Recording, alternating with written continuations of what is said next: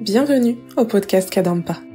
Ces balados, comme on dit au Québec, offrent des solutions pratiques pour les défis de la vie quotidienne et nous aident en nous guidant vers des états d'esprit plus calmes et joyeux. Dans chaque épisode, vous trouverez un court enseignement donné par divers enseignants bouddhistes Kadampa à travers le monde.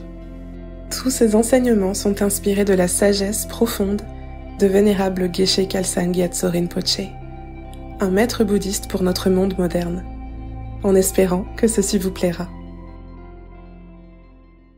Bonjour tout le monde, je suis Gen Kelsang Deni, enseignante résidente du centre bouddhiste Kadampa Drolma à Rennes. Et aujourd'hui, dans ce podcast, nous allons parler de karma. Alors, le karma, c'est quelque chose dont on a tous, je pense, entendu parler. Mais parfois on peut avoir tendance à penser que le karma c'est quelque chose un petit peu comme le destin, c'est-à-dire quelque chose pour lequel on peut pas faire grand-chose. Ou bien on peut avoir une vision un petit peu négative du karma dans le sens où on va avoir tendance à culpabiliser quand il nous arrive des choses difficiles en se disant ah c'est mon karma. On comprend peut-être que le karma fait référence au fait que c'est nous qui avons créé notre propre karma et de ce fait on se dit ah bah c'est de ma faute, donc si ça m'arrive c'est parce que je suis une mauvaise personne, j'ai qu'à m'en prendre qu'à moi-même. Donc aujourd'hui, on va essayer de balayer un petit peu toutes ces idées reçues et de voir qu'est-ce que Bouddha nous enseigne quand il nous enseigne le karma. Parce que si Bouddha a enseigné le karma, c'est pour nous aider.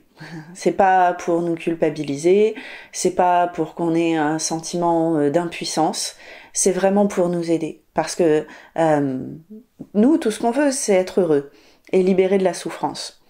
Mais notre problème, c'est qu'on se trompe quant aux causes véritables du bonheur et de la souffrance. Donc, quand on souffre, la plupart du temps, on pense que c'est de la faute des autres, de la faute du monde extérieur. Et donc on cherche à résoudre ces problèmes en essayant de changer le monde extérieur. Très souvent, on va se mettre en colère, par exemple. On va peut-être avoir une attitude négative envers les autres. On va mal leur parler, on va les critiquer, etc. Donc le problème, c'est qu'en faisant ça, peut-être nous, on pense qu'on va résoudre notre problème, mais si on se place du point de vue du karma, justement, on va comprendre que, en réalité, on est en train de recréer des problèmes, on n'est pas en train de résoudre les problèmes. Donc, karma, c'est un mot qui veut dire action, et qui fait référence à toutes nos actions du corps, de la parole et de l'esprit. Mais de manière plus générale, quand on parle de karma, on parle de nos actions, mais on parle également donc du résultat de nos actions, puisque la loi du karma, comme Bouddha l'a expliqué, c'est donc un cas particulier de la loi de cause à effet, dans laquelle toutes nos actions sont des causes, et toutes nos expériences sont des effets de ces causes. Mais comment ça fonctionne ?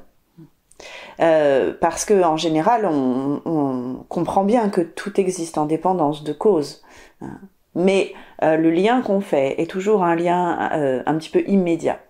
Or dans le karma, le lien il n'est pas immédiat. En fait, quand on s'engage dans une action, on place une empreinte sur notre esprit, un petit peu comme une graine, et tôt ou tard cette graine finira par mûrir sous forme d'une expérience. Donc, dans le livre Un bouddhisme moderne, vénérable Geshe Khalsang Gyatso nous dit « Chaque action que nous effectuons laisse une empreinte sur notre esprit très subtil, et chaque empreinte finit par produire son propre effet. Notre esprit est semblable à un champ, et les actions que nous accomplissons sont comme des graines que nous y semons. Les actions vertueuses sèment des graines de bonheur futur, et les actions non vertueuses, celles de souffrance future. Ces graines sommeillent dans notre esprit jusqu'à ce que les conditions de mûrissement se rassemblent. Elles produisent alors leur effet. » Donc c'est intéressant de réfléchir à cette analogie du champ et de la graine, parce qu'on comprend bien que quand on sème une graine dans un champ, cette graine ne va pas mûrir immédiatement. Il lui faut un certain nombre de conditions pour mûrir. Donc de la même manière, quand on s'engage dans une action, cette action est semblable à une graine que nous semons dans le champ de notre esprit. Mais cette graine, elle ne va pas mûrir immédiatement sous forme d'expérience. Il va se passer un certain laps de temps avant que cette expérience ne mûrisse. Dans certains cas, même, nous dit Vénérable Geshe-la, plusieurs vies peuvent séparer l'action initiale de son effet. Et c'est bien souvent la raison pour laquelle, quand il nous arrive des choses, en particulier des choses douloureuses, eh bien, on ne comprend pas pourquoi ça nous arrive. Parce qu'on n'a pas forcément l'impression qu'on a, d'une certaine manière, mérité ça. On a l'impression peut-être d'être une bonne personne, d'essayer de faire des actions positives, d'être attentif aux autres. Et puis tout d'un coup, il va nous arriver quelque chose. Peut-être que quelqu'un va nous voler ou nous tromper ou nous faire du mal. Et on va se dire, mais je comprends pas parce que j'ai rien fait pour que ça arrive. Donc, dans cette vie-ci, peut-être pas, mais probablement c'est quelque chose qu'on a fait dans une de nos vies précédentes. Donc, ce qui est important quand on comprend ça, pour éviter justement cet écueil de penser « Ah bah, je suis puni pour mes mauvaises actions », c'est qu'on a besoin de comprendre pourquoi on s'engage dans des actions négatives, des actions néfastes qui font souffrir les autres. C'est pas parce qu'on est des mauvaises personnes, c'est parce qu'on est sous l'emprise d'états d'esprit perturbés, négatifs. Donc ces états d'esprit perturbés, ils viennent du fait qu'on croit que le bonheur et la souffrance existent à l'extérieur de nous-mêmes. Donc, par erreur, à cause de cette ignorance, eh bien, on s'engage dans des actions qui font du mal aux autres, en imaginant, en croyant, en pensant que ça va nous apporter à nous un certain bienfait. On dit parfois comme ça, le malheur des uns fait le bonheur des autres. Du point de vue des enseignements sur le karma, c'est absolument impossible. On ne pourra jamais créer notre propre bonheur en faisant du mal aux autres. Mais si on comprend que c'est pas parce qu'on est des mauvaises personnes, mais c'est simplement parce que on est dans l'ignorance et qu'on est contrôlé par des états d'esprit négatifs, et bien justement, et c'est ça cette très bonne nouvelle de l'enseignement sur le karma, c'est que on va pouvoir commencer à changer. On va pouvoir commencer à changer notre façon d'agir, notre façon de penser, notre façon de comprendre les choses. Et on va pouvoir commencer à créer les causes de notre bonheur. Donc c'est une très bonne nouvelle parce que justement, quand on est dans cette idée que c'est le destin, les choses nous arrivent comme ça, on se sent complètement impuissant. Mais là, avec cet enseignement, on comprend qu'on peut faire quelque chose, que c'est entre nos mains justement, qu'on peut créer, et c'est nous finalement qui sommes les créateurs de notre bonheur et de notre souffrance. Donc pour l'instant, on a créé notre propre souffrance par ignorance, mais à partir d'aujourd'hui, on peut essayer d'arrêter de faire ça et de créer de plus en plus de causes de bonheur. Donc si parfois on se sent un petit peu découragé, on peut aussi penser oui, quand il m'arrive des choses difficiles, c'est le karma que j'ai créé. On peut dire c'est du mauvais karma.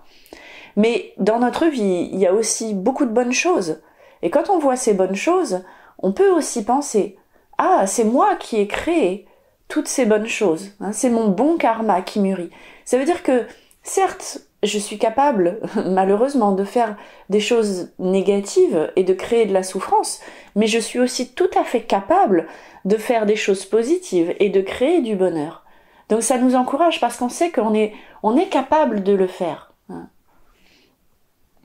Donc il y a aussi quelque chose qui est important dans cette analogie sur notre esprit qui est semblable à un champ et nos actions qui sont semblables à des graines. C'est ce que nous dit Vénérable Geshe-la, c'est que les actions vertueuses, c'est-à-dire toutes nos actions positives, sèment des graines de bonheur futur, et les actions non vertueuses, celles de souffrance future. Donc là aussi, quand on plante une graine dans un champ, on sait très bien que si on plante une graine, mettons une graine de maïs, on va récolter du maïs. Des fois, on peut penser, c'est un peu simpliste, si je fais des choses bien, je vais avoir des bons résultats. Si je fais des mauvaises choses, je vais avoir des mauvais résultats. Mais en réalité, c'est tout à fait logique en fait. Tout comme quand on plante une graine de maïs, on s'attend pas à récolter du blé ou de l'orge. Donc, bien entendu que si on s'engage dans des actions positives, on aura nécessairement des résultats positifs. Donc, on a aussi besoin d'avoir confiance dans ce fait-là. Donc, une chose que nous dit Vénérable Geshe-la, c'est que donc karma, ça fait référence à nos actions, ça veut dire action, mais quand on pense action, à quoi on pense? En général, on pense surtout aux actions physiques. On peut aussi penser aux actions verbales, mais on pense peu aux actions mentales. Et pourtant, Bouddha nous dit que nos actions mentales sont bien plus importantes que nos actions physiques et nos actions verbales. Pourquoi ? Parce que ce sont justement nos décisions prises mentalement qui vont nous pousser à agir physiquement ou verbalement. Et c'est principalement la qualité de ces intentions qui fait la qualité de nos actions physiques et verbales. C'est-à-dire, si j'ai une bonne intention, je vais m'engager dans de bonnes actions. Si j'ai une mauvaise intention, je vais m'engager dans de mauvaises actions. Donc, bien sûr que nous pouvons essayer d'être attentifs à la façon dont nous nous comportons, à la façon dont nous parlons.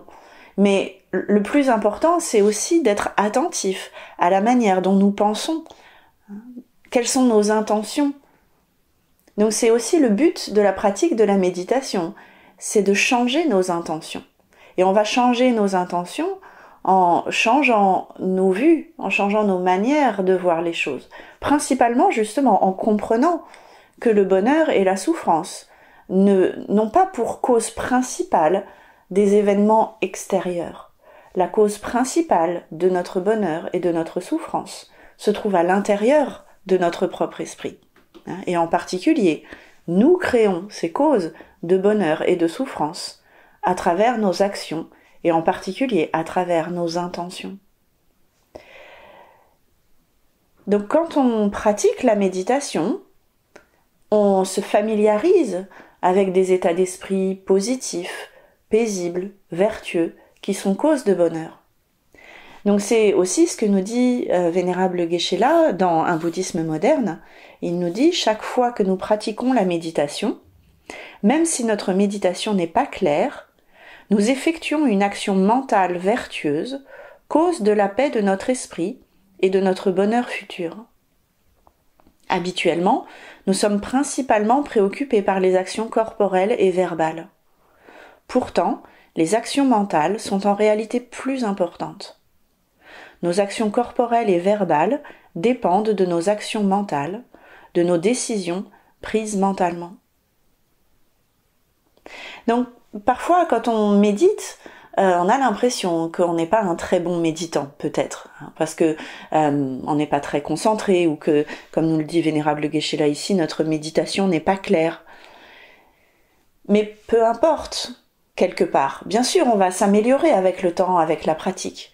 Mais on a besoin de s'encourager en se disant « c'est pas grave que ma méditation pour l'instant ne soit pas claire, parce que je suis en train d'effectuer une action mentale, vertueuse, c'est-à-dire positive.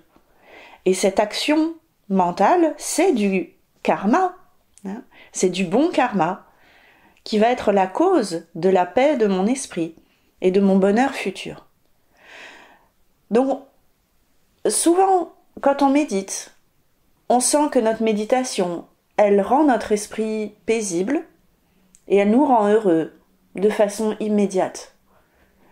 Mais parfois, ça fonctionne pas. Peut-être dû justement à un karma négatif créé précédemment qui fait qu'on a des difficultés dans notre méditation. Mais si on se souvient, une action, c'est une cause. Elle produira forcément un effet. Puisque cette cause, ma méditation, est une action mentale positive, vertueuse, puisque je m'entraîne à développer des états d'esprit positifs et paisibles, alors forcément, il y aura un effet. Et cet effet, j'en ferai l'expérience plus tard, donc peut-être bientôt, peut-être plus tard dans cette vie, peut-être dans une autre vie. Mais d'une certaine manière, c'est pas très important. À chaque instant, on crée du karma, à chaque instant, on fait l'expérience du résultat de notre karma passé. Donc Vénérable Geshe-la a dit parfois, le passé c'est le passé. Donc l'idée, encore une fois, c'est pas de culpabiliser pour nos actions négatives passées.